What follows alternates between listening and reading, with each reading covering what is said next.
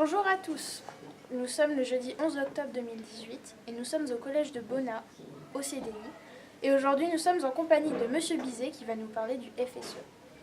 Bonjour Monsieur Bizet. Bonjour Alicia. Pouvez-vous nous rappeler ce que veut dire FSE et à quoi il sert? Alors le FSE, c'est le foyer socio-éducatif du collège. Donc c'est une organisation à but non lucratif, c'est-à-dire qu'on ne cherche pas à faire de bénéfices. Le but, c'est qu'on fait différentes actions afin de récolter de l'argent. Et cet argent le redistribue sous différentes formes aux élèves, que ce soit pour des participations au voyage ou pour du matériel par exemple. D'accord. Quelle fonction occupez-vous au sein du FSE? Donc dans le FSE, moi je suis trésorier, donc comme le nom l'indique, je m'occupe de toute la comptabilité de l'association. Après, je ne suis pas tout seul. Dans l'association, il y a des postes clés, donc on a un président et une vice-présidente, Monsieur Castille et Madame Provost. Nous avons une secrétaire qui est Madame Bernard Lemarquand. Et après, nous avons des membres simples, qui sont souvent des professeurs. Alors, au FSE, c'est une association ouverte. Il pourrait y avoir aussi des parents et des élèves. Malheureusement, cette année, nous n'en avons pas. Mais il est tout à fait possible pour un élève ou un parent de faire partie du FSE. D'accord. Votre fonction de trésorier vous prend-elle beaucoup de temps? Elle prend un petit peu de temps, oui. Cela dépend surtout des périodes. Ça veut dire quand on fait une action, je vais avoir beaucoup de travail. Là, par exemple, avec les bulbes, j'ai dû vérifier toutes les commandes, regarder si les règlements étaient bons, tout ça. Donc effectivement, ça m'a pris, bon, je sais pas, une dizaine d'heures, on va dire. Et après, comme il y a aussi la réception, il faut faire les colis pour les bulbes. À partir de là, j'ai un petit peu de travail. Après, il y a aussi des périodes creuses quand il n'y a pas d'action faite par le FSE. Quels sont les projets du FSE pour l'année scolaire 2018-2019? Alors pour cette année, le FSE donc, organise des actions et après utilise cet argent pour d'autres choses. Alors les actions que l'on va organiser, il y a les bulbes, il y a les photos de classe qui rapportent de l'argent au FSE et il va y avoir également, comme tous les ans, le loto. Quels sont les projets? Cette année, on va avoir la participation pour la réception des Allemandes. On va participer au voyage en Irlande. Le FSE va aussi participer au voyage à Paris. Donc là, c'est surtout la partie financière pour aider au voyage, pour que les voyages soient moins chers aux familles.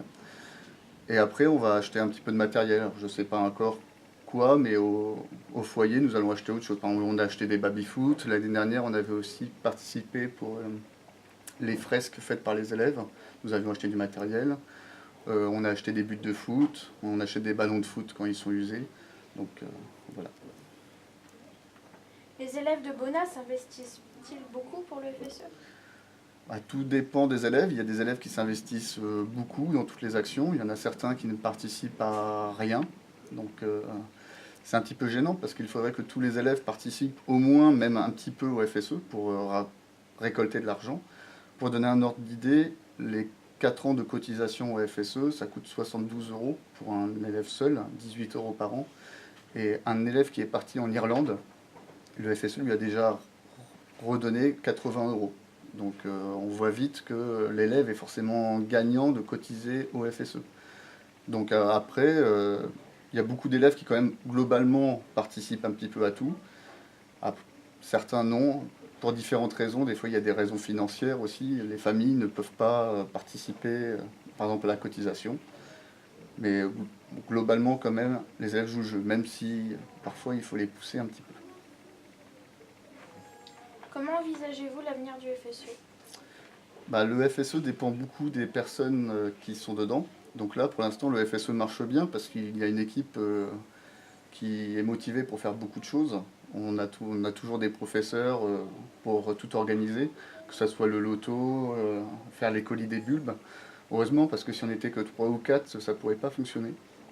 Donc tout dépend des personnes motivées. Si un jour les personnes qui s'investissent beaucoup partent ou ne sont plus là, s'il n'y a personne pour les remplacer, le FSE va beaucoup moins fonctionner. Donc c'est pour ça qu'il est important qu'il y ait toujours des gens qui s'investissent. Et que les élèves aussi fassent des efforts. Parce que sinon la motivation de ceux qui donnent du temps pour ça risque de baisser un petit peu. Après, moi j'espère que le FSE va continuer parce que ça permet d'améliorer la vie de l'élève. Merci Monsieur Bizet d'avoir répondu à nos questions. Pour ma part, je vous retrouverai prochainement pour un nouveau reportage vidéo, ici et maintenant.